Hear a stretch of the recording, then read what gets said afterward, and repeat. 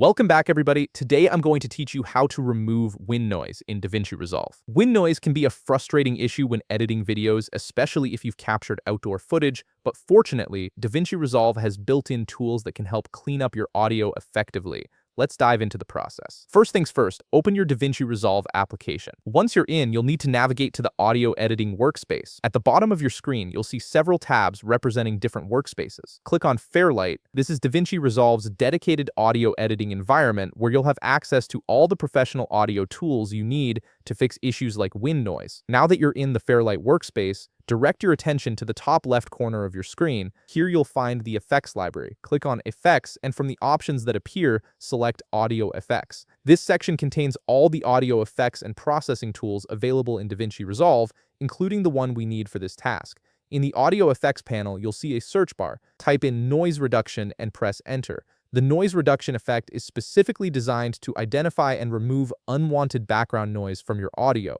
making it perfect for tackling wind interference. Once you've located the noise reduction effect, simply drag it directly onto your audio track in the timeline. This applies the effect to your selected audio clip. With the noise reduction effect now applied, you'll see its parameters appear in your inspector panel. The first setting you'll want to adjust is the threshold. Click on the threshold slider and increase it gradually. The threshold determines how aggressive the noise reduction will be in identifying and removing unwanted sounds. Start with a moderate increase and listen to how it affects your audio. Next, you'll need to adjust the attack parameter. The attack setting controls how quickly the noise reduction responds to detected wind noise. A faster attack will remove the noise more immediately, while a slower attack will be gentler. Experiment with this setting to find the right balance for your particular audio. Then comes the sensitivity adjustment.